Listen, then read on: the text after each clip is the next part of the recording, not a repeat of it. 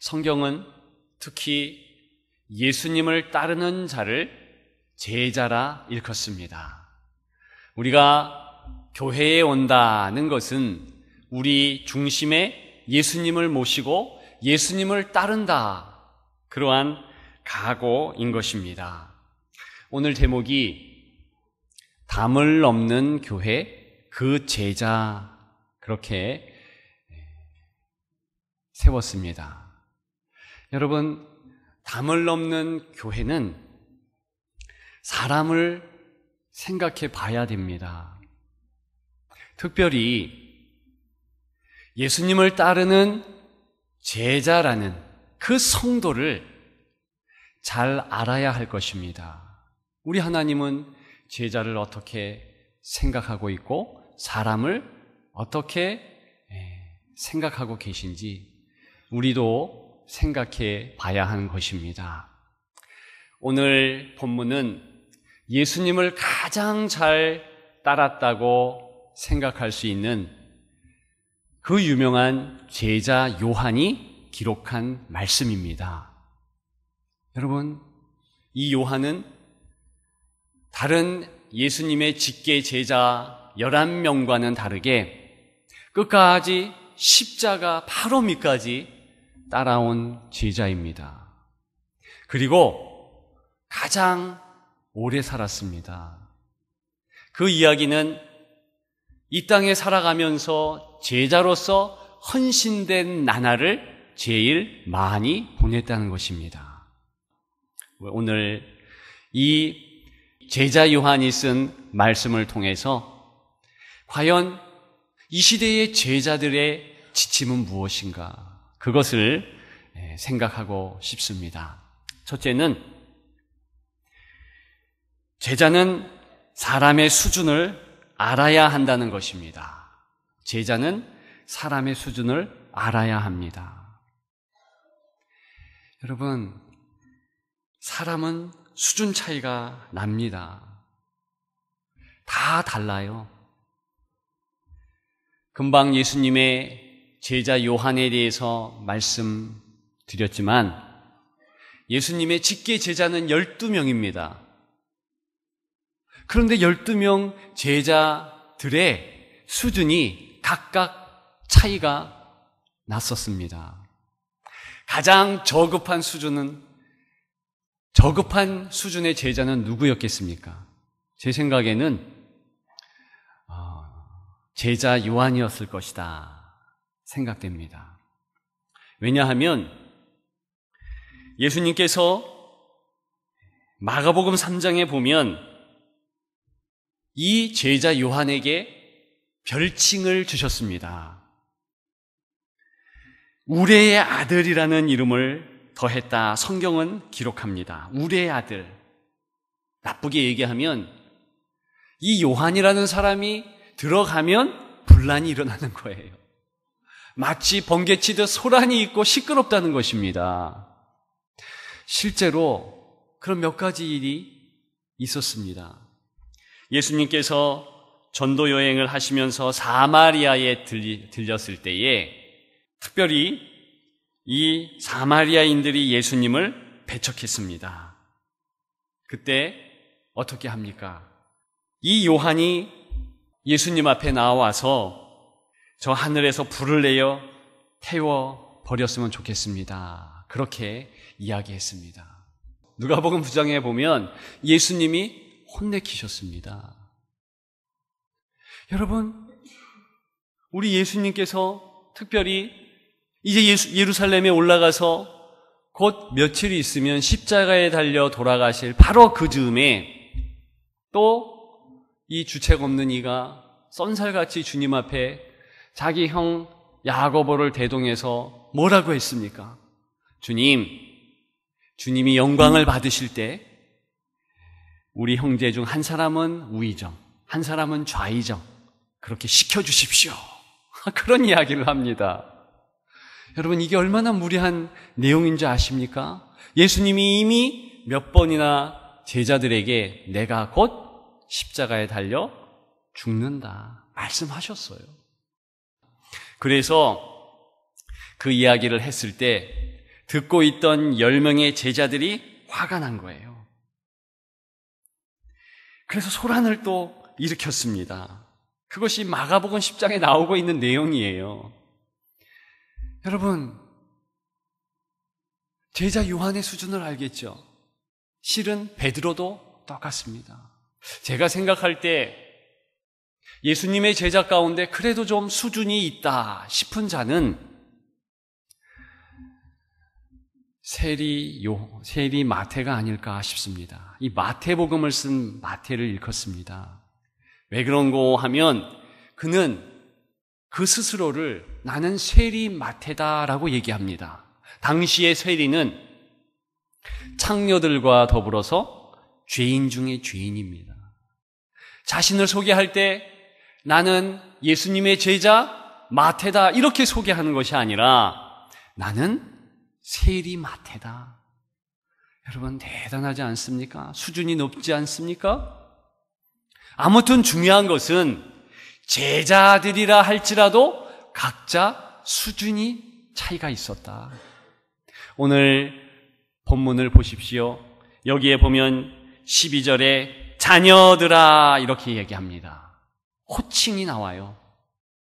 제자 요한이 지금 다른 제자 그룹을 부를 때, 특별히 에베소 교회의 공동체에 대해서 지칭할 때 어떤 부류는 자녀들아 이렇게 지칭한 반면에 13절에 보면 어떤 그룹은 아비들아 그랬습니다. 아비들아.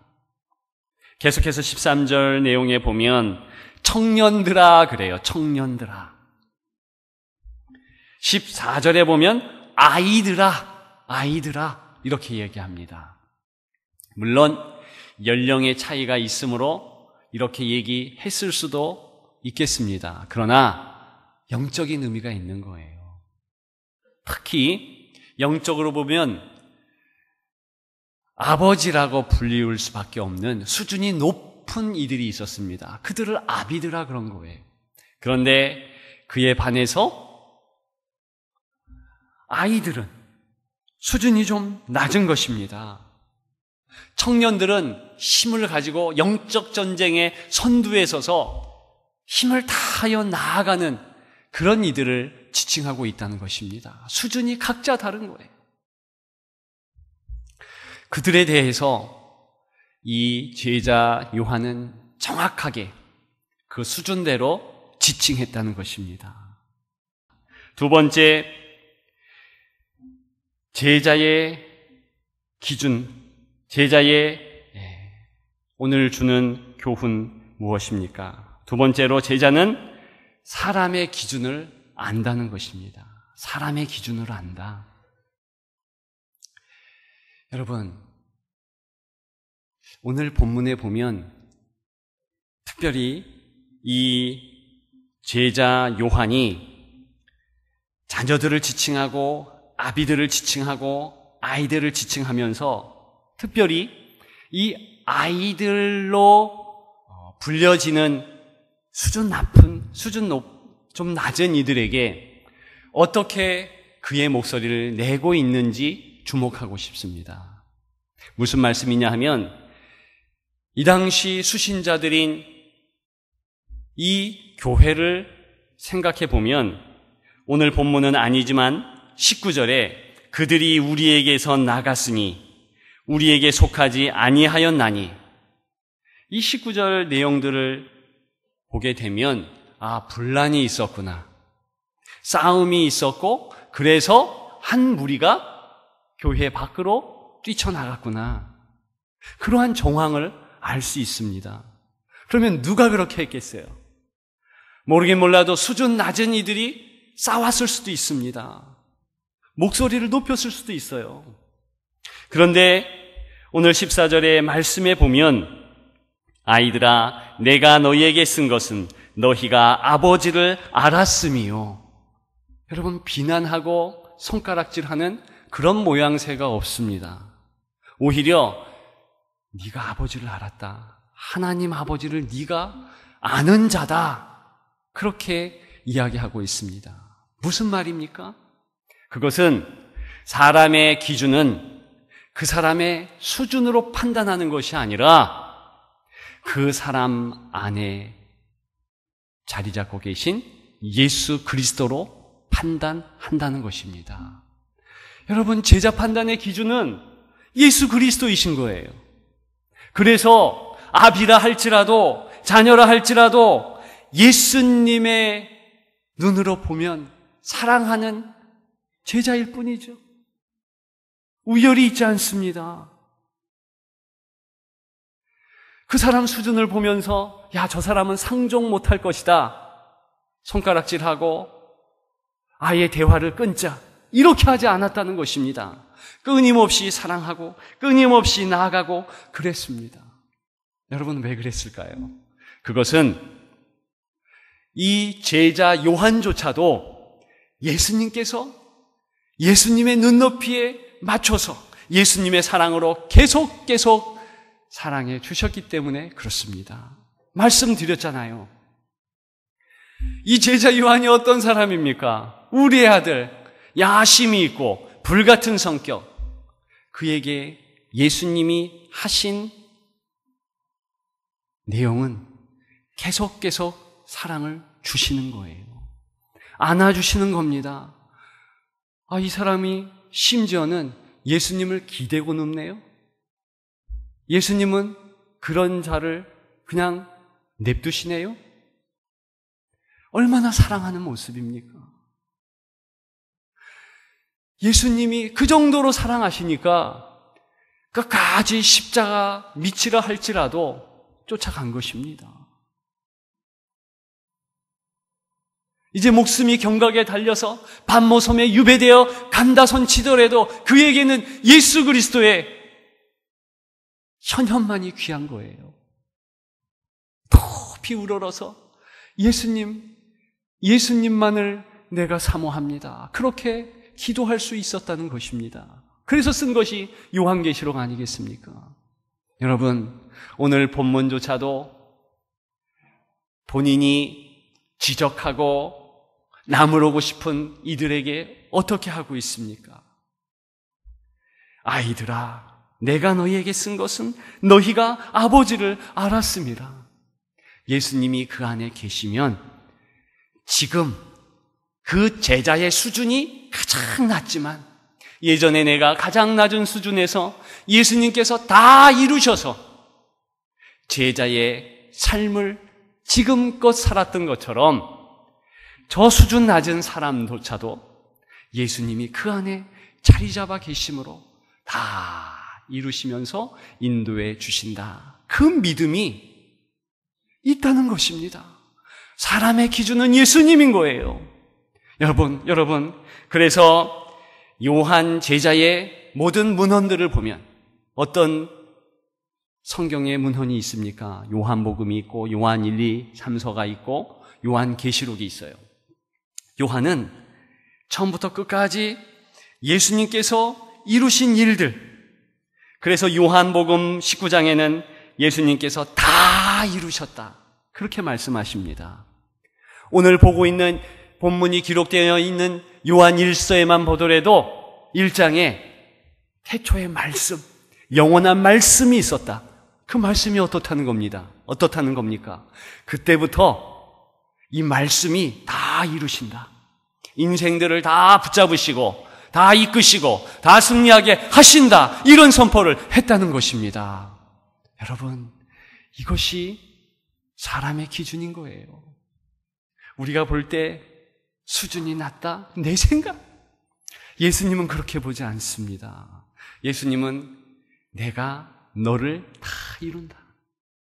부족하고 연약한 거 다 내가 채운다. 여러분, 그것이 제자의 기준이 되어야 된다는 것입니다. 우리 사람을 볼 때 혹시나 그런 마음을 가졌다면 이 연말에 회개해야 될 것입니다. 저와 여러분들이 섬기는 교회 공동체에 얼마나 수준 차이가 나는 성도들이 운집해 있습니까? 우리 순만 보더라도, 아니 내가 섬기는 부서만 보더라도 내 마음과는 다르게 내가 볼 때 수준 낮은 자들도 없지 않습니다. 그럼에도 불구하고 오늘 말씀을 통해서 우리에게 주는 지침, 제자에게 주는 지침은 무엇입니까? 수준으로 판단하지 말라는 거예요. 사람의 기준은 그 안에 계신 예수 그리스도. 그래서 예수님이 그 사람을 사랑하듯이 예수님의 눈으로 조명해 보라는 것입니다. 여러분, 그렇기 때문에 우리는 사람이 있을 때 문제도 있지만 사람이 있을 때 희망이 있다는 것을 알 수 있습니다. 여러분, 우리 교회의 희망은 무엇입니까? 여러분 잘 생각해 보세요. 우리 교회의 희망이 교회 건물에 있습니까? 우리 교회의 희망이 과연 교육관을 짓고 뭐 이런 데 있습니까? 그렇지 않아요. 단 한 가지, 내 옆에 계신 성도, 다음 세대, 자녀 세대, 우리 어른 세대, 아버지 세대, 어머니 세대에게 있다는 것입니다. 사람에게만 희망이 있는 거예요. 예수님은 처음부터 끝까지 우리에게 그 사실을 가르쳐 줍니다. 기억하기를 축원합니다. 마지막 세 번째로 오늘 본문을 통해서 제자들에게 주시는 지침이 무엇입니까? 그것은 제자는 사람의 조준을 안다는 것입니다. 사람의 조준을 안다. 여러분, 사람이요, 다 보면서 조준하는 내용이 있습니다. 사람이 눈으로 조준하는 그 내용이 있다는 거예요. 그게 무엇입니까? 오늘 본문에 보면 15절과 16절에 나옵니다. 이 세상이나 세상에 있는 것들을 사랑하지 말라. 그런데 사람은 세상을 사랑합니다. 세상을 향해서 조준해요. 갖고 싶어 합니다. 성도라고 다릅니까? 성도도 동일한 조준점을 가지고 있어요. 보는 것이 세상이지요. 그래서 16절에 뭐라 그럽니까? 이는 세상에 있는 모든 것이 육신의 정욕과 안목의 정욕과 이생의 자랑이니. 여러분, 육신의 정욕 딱 무슨 얘기하는지 잘 안 와닿죠? 저도 그렇습니다. 안목의 정욕, 이 한문이 있기 때문에 그래요. 영어를 보니까 이것은 욕심입니다. 욕심을 얘기하는 거예요. 욕심. 그런데 뭐의 욕심? 바디의 욕심, 이 몸의 욕심, 또 눈을 보면서 일으키는 욕심. 성경은 원래 인생이 그런 모습이라고 합니다. 왜? 성경대로 말씀드리면 인생은 미물이에요. 더 노골적으로 말씀드리면 지렁이에요. 지렁이. 웜, 벌레라는 것입니다. 벌레가 백을 써도 벌레죠. 원래 인생이 그런 거예요. 그러니까 이 육신의 정욕 굉장히 셉니다. 여러분, 안목의 정욕이 뭡니까? 이 눈으로 보는 것 때문에 아이즈 그런 거죠. 눈에 욕심, 그게 뭡니까? 보암직하고 먹음직하고 그런 거. 여러분, 가다가 좋은 근사한 한옥집이 탁 나타나면 야, 나도 저 집에서 살고 싶다. 바로 이것입니다. 아니, 사진에 탁 좋은 여행지 나오면 여행지 가고 싶잖아요. 지금 그걸 얘기하는 것입니다. 이것이 눈이 자연스럽게 보기 때문에 생기는 욕심을 의미하는 거예요. 성도라고 여기에서 자유할 수 없다는 것입니다. 세상을 정조준하고 있는 거예요. 여러분, 그리고 이생의 자랑. 뭘 얘기해요? 차라리 이생의 자랑할 때 그 이자를 딱 빼면 더 쉬울 것 같아요. 영어로는 라이프, 생의 자랑, 군 라이프 하면서 우리가 추구하는 거 있잖아요. 그리고 자랑하는 거 있잖아요. 그런 것들을 다 통칭하는 것입니다. 여러분, 좋은 대학 들어가는 거 좋습니다. 그런데 잘못하면 그것이 이제 자랑이 되는 거예요. 승진하는 거 좋잖아요. 근데 그것이 이제는 내 마음의 자랑으로 자리 잡는 거예요. 그것이 내 사명과 연결되어서 이것이 내 사명이구나. 하나님이 이렇게 하셨으니까 더 기도하면서 나아가야지. 이런 겸손한 마음이 드는 것이 아니라 내가 좀 괜찮지. 그런 자랑으로 나아가기 시작하면 그러면 바로 오늘 본문에 세상을 조준한 제자가 된다는 것입니다. 여러분, 그렇기 때문에 이 부분이 우리는 정말 조심해야 되는 거예요. 교회에서 자랑할 것은 예수 자랑밖에 없는 거죠. 나 같은 거 붙잡아 주시고, 나 같은 거 승진시켜 주시고, 나 같은 거 대학 보내주시고, 다 예수님이 하신 거죠. 여러분, 그래서 십자가 외에는 자랑할 곳이 없는 곳이 바로 교회입니다. 교회예요, 교회. 나의 잘남, 또 모든 것들은 다 사실은 이 세상의 것. 여러분, 이 세상의 것과 영원한 하나님 나라의 것 어떻게 구분할 수 있습니까? 이 세상의 것은 그냥 다 놓고 가는 거예요. 하나님 나라의 것, 영원한 것은 그 나라까지 가져가야죠. 그러면 무엇만 우리가 가져갈 수 있습니까?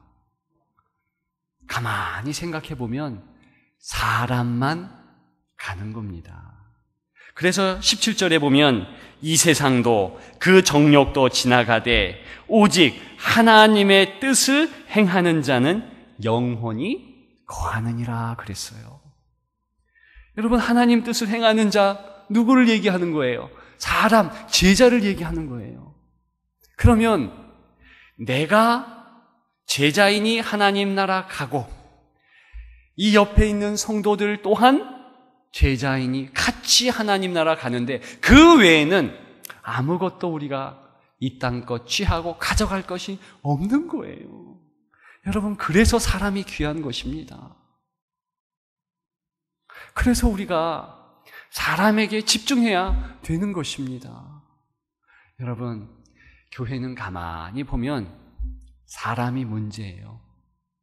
그런데 말씀드렸듯이 가만히 생각해 보면 예수님의 관점으로 보면 사람이 희망입니다. 그러면 제자는 어떻게 해야 되겠습니까? 성경은 하나님은 사랑이시라 그래요. 그렇다면 하나님을 닮을 하나님의 자녀들, 그러면 하나님의 자녀도 사랑이라는 것 아닙니까? 사랑? 그러면 우리가 어떻게 해야 되는지 알 것입니다.